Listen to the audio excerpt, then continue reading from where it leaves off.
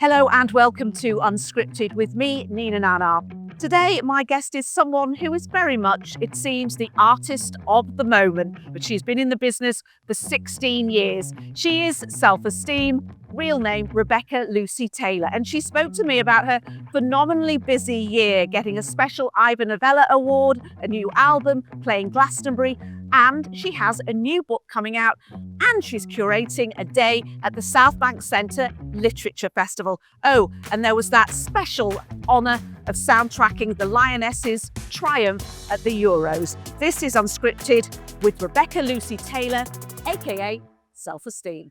So, Rebecca, it's so lovely to talk to you. You are a busy woman. We've been trying to do this for a long time, haven't we? Have you managed to come up for it at all? Yeah, and no, the thing is, because it's not just music, I do so many other things, and then now, which is obviously a wonderful problem to have, but all the other things are kicking off in different ways. So I'm just like doing about 4 jobs all at once. I worry I'm not going to be doing them all as good as I could, but too late now, it's happening. Before we get into all of those many, many jobs that you're doing, can I just talk about the Lionesses? Oh,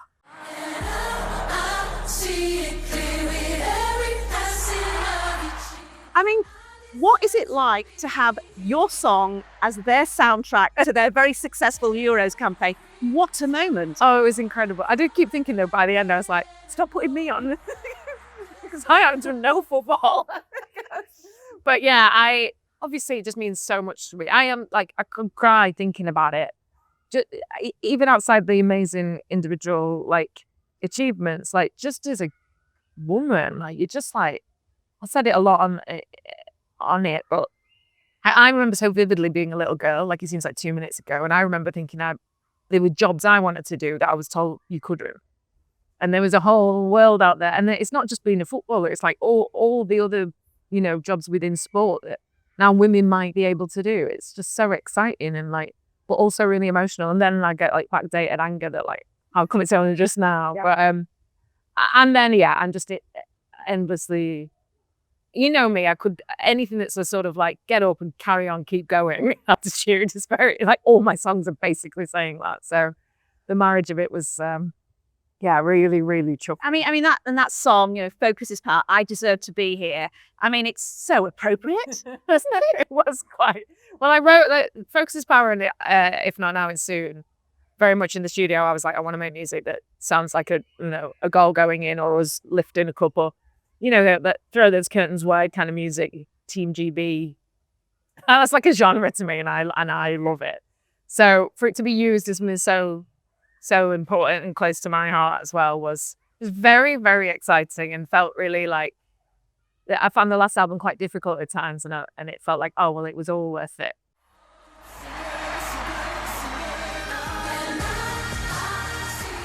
How did the book come about? The book, well. The real answer is not that romantic, but I did All the Time came out, and so then I'd written plays, I'd written a TV show idea, I'd tried so many different things, and no one was really interested. And then that song came out, and suddenly it was and obviously instead of being cool and calm about that, I was like, yes. And the book was one of those things where it was yeah, I can write a book, and I have had this idea for ages, but I also didn't expect my life to start going in the way that it did. I mean, I didn't stop working for about 3 years, and it's all music related. So for a while, I was like, I can't write a book. I don't have enough time to respect the art of writing a book. Please, can I give you the money back? Please. And Romilly at Brazen was like, no way, we'll get there, and we did, thanks to her, and I kept going, and I sort of read the original idea for the book is something I'll do at a later day. This became something new that came out of it, and I see it as an experimental poetry piece.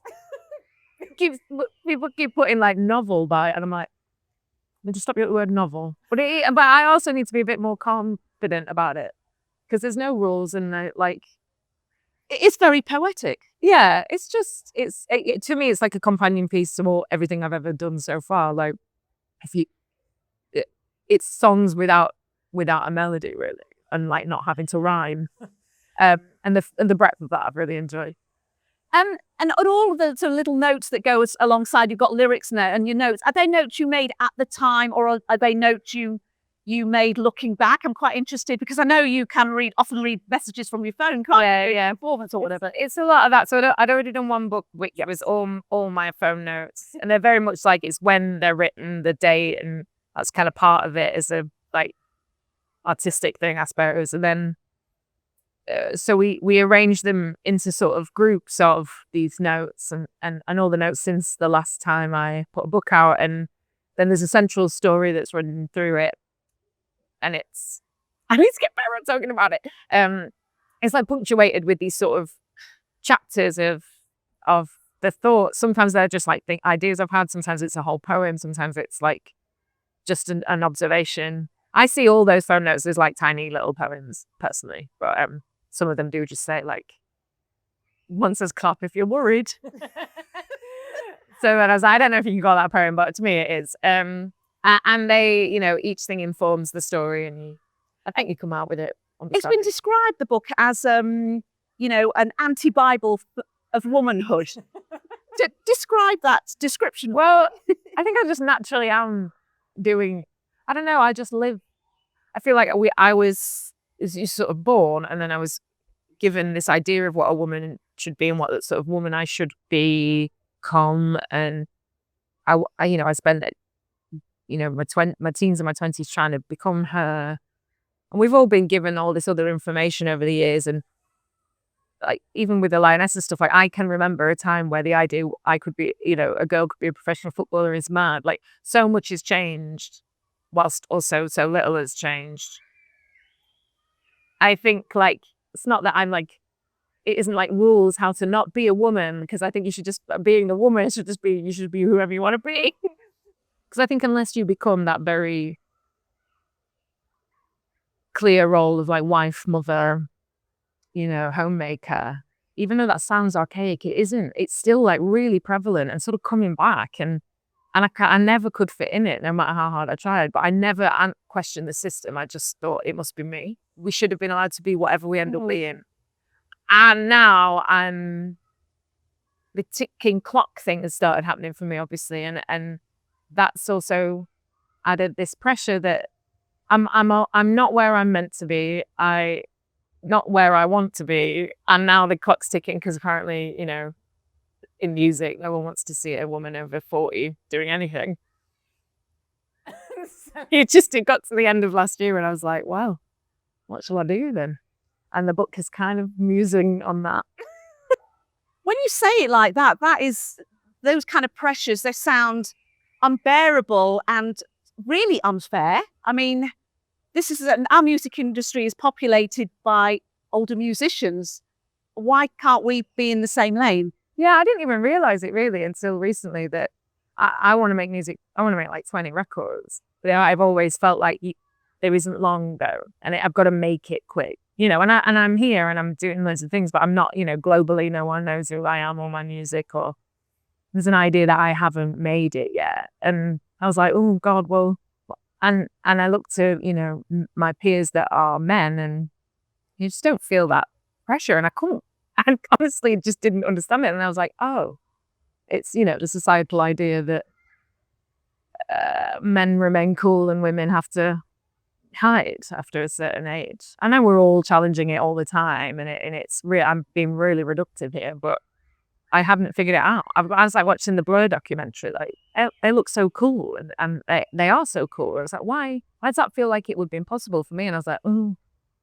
So and it sounds silly, but I'm sort of obsessed with it. It's interesting though that you are regarded as a voice of women today in many ways. I mean, that's what I read and see about you all the time. So what you feel must be obviously universally felt. I would imagine you have a lot of people nodding their head. Yeah, I mean, I hope not. A lot of people go, shut up, what you want about, look at Madonna. And I'm like, yeah, but Madonna was already like extremely famous. And, to break through, it's going to be hard. And it's so complicated. And I think I don't think I just speak for women. I think I speak for like socially anxious people with a lot going on in their minds all the time. But self-esteem as an art practice really is, I guess, just telling you where I'm at, how I'm feeling in different forms. And when we'll see, my album when I'm, on my deathbed, that'll be interesting.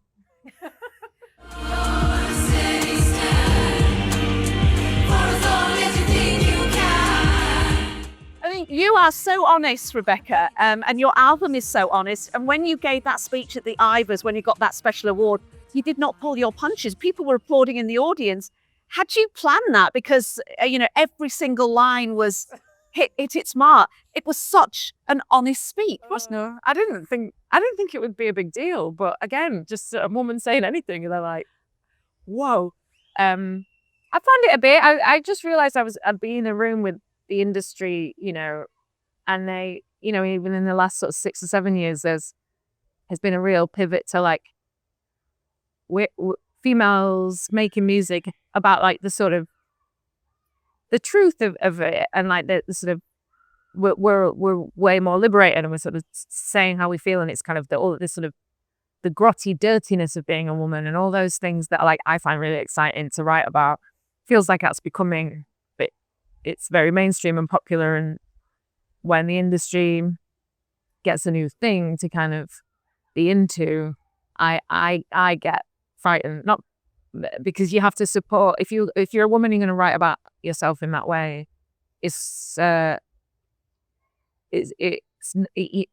an unsafe place to be, and I was just sort of like thinking, I'm going to be in a room full of these people thinking like strong, complicated female voices is the new thing, and I just wanted to say, just make sure everyone's all right. I think that was a really important point you made there. You addressed the room and you said, women are a thing now, and just make sure that they are protected more, that they're looked after. Where did that come from, that thought? I just think obviously women have been a thing for a long time, but now I just feel like you can be like the perfect woman. You will still get a lot more abuse than a man would in the public eye. If you're a woman that's like not perfect and you're being honest about that in your art, it's like tenfold. Like, I'm fine because I'm not globally massively famous, but I worry about the commodification of like female truth without support. Being a woman that's not particularly disrupting anything already gets grief because of society's obsession with what we look like and stuff. If you're a woman disrupting the system a bit and saying things that kind of harder to hear, it's just. Do you still think the music industry is a place where, as you, in your words, you need to be younger and hotter? I mean, it's like that all the time. I'm like Googling nose jobs going, oh, hang on, no, shut the laptop. Even we're diseased forever by the system. What is the answer? What is the answer? I don't know if there's an answer. I think you've just got to, I certainly have just got to keep existing. If I can get to the end of this and I've just carried on existing, visibly, then I did. Like, that's mad though, isn't it? Like, that is mad. On paper, you have these hit albums. You did a storming set at Glastonbury. Your new album is fantastic. The success with the Lionesses. You've got a book out. You're curating a day at the Southbank Literature Festival. On paper, you have made it. Don't you feel like you've made it? Yeah. But there will always. I think it's human nature to always. I say this in my lyrics a lot. You're at the bottom of you're top of one hill. There's another one. Like, and it's up to me to not subscribe to that. But it is. I have made it in the way I wanted to, but you are not a day goes by where I'm not sort of contemplating like the what if I'd assimilated a bit more to the system, which I talk about in the book, is daft as it's coming out my mouth. I'm like, that's so stupid, but also here I am saying it. So did you write that book, and at the end of it, I mean, I hate to use that word cathartic, but did you really feel like, there you go, and I feel slightly better for putting my thoughts down in a different way? I don't a lot of people, the word cathartic never, I don't know, I've never felt it. But I understand why it would seem like it would be. I just feel like, there you go, right, what else am I thinking about now? And then I start writing about that, really. I'm also like plagued by this, like, it's probably a northern thing or something where it's like, oh, what makes you so special to, who wants to hear what you think? They're all thinking things. Why do you have to put it in a book? So I'm always fighting that feeling as well. But then there's the other part of me that's like, of course I wrote a book. I'm the best. Let's go. Yeah. It's just like ping pong between those two. You've got like a working class chip on your shoulder. Oh, yeah. Of course I have. But then I'm also like, that chip's also like, I'm the best. So I don't know. Yeah, I sound insane. Complicated indeed.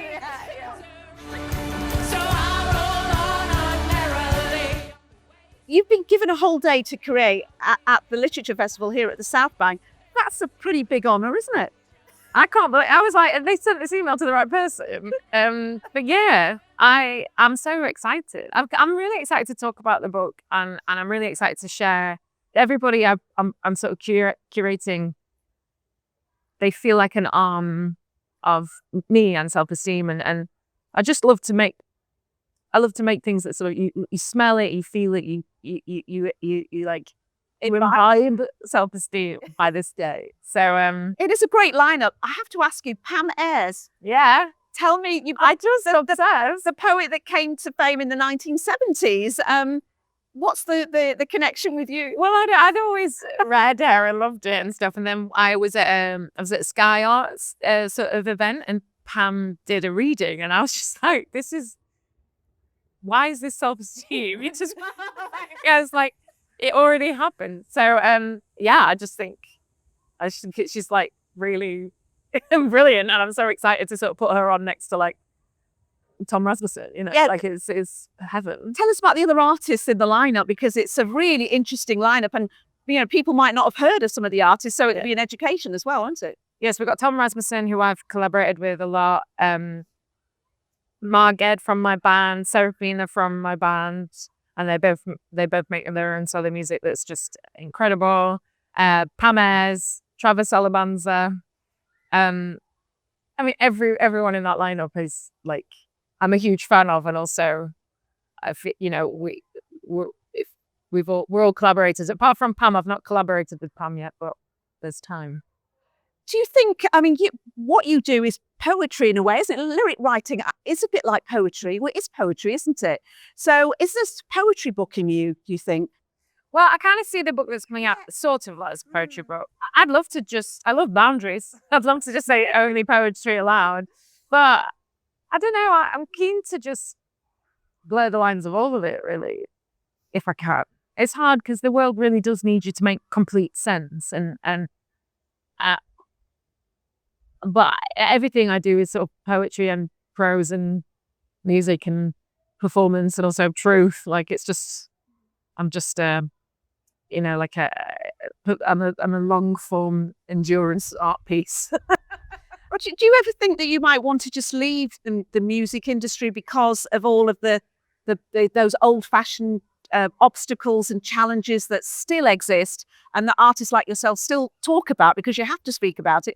Is there a part of you that thinks, I'm over this, I'm moving on? I've had it crosses my mind. I go, imagine if you just never had to do anything again in music, and it's not an option because I need it. Like, nothing makes me feel more connected to like my point in being here than writing a song, which is a shame because, I think there'd be easier things. Like, all these worlds have opened up for me now where they're slightly less psychologically demanding, I guess. But I'm sure I'd find a way to find being a radio presenter psychologically demanding and horrible as well. So I think I'm just going to do a bit of everything ongoing. You're a good actress. You've done a very good actress, yes. Very good actress, yes. I also, yeah. So what about the acting? I know I'm going to do more of that. Yeah, because there's definitely been people kind of putting interesting offers in front of you, haven't they? Yeah, it's just crazy. All I ever wanted to be was an actress, and I ended up writing songs because I couldn't get into drama school.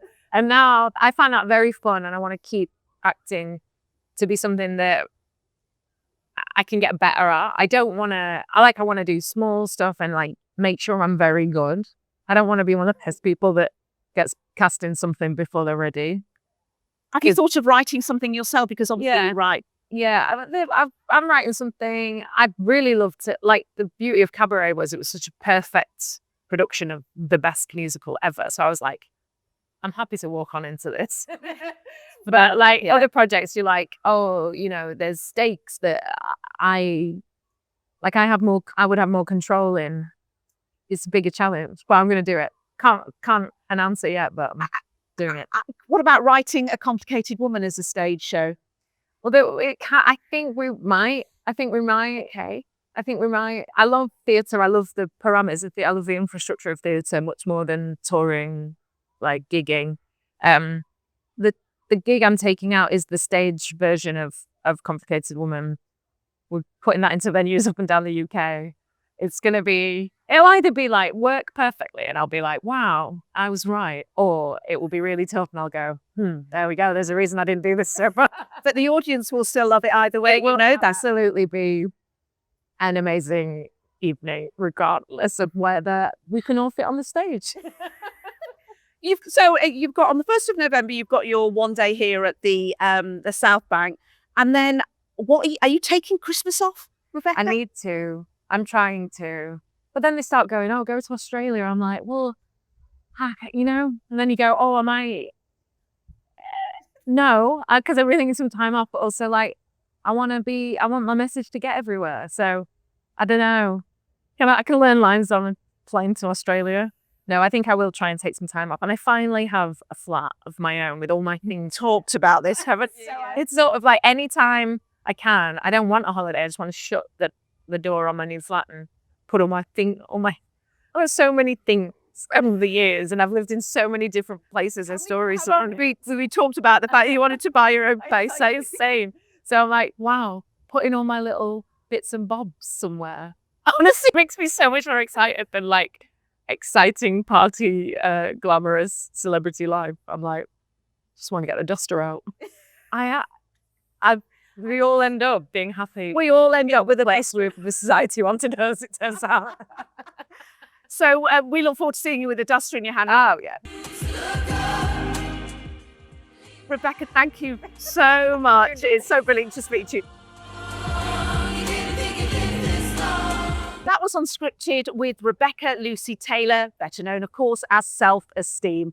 For more news from the world of arts and entertainment, please head over to itv.com/news. And please follow my podcast, Unscripted. You can get it wherever you get your podcasts. And I do hope you'll join me next time for Unscripted.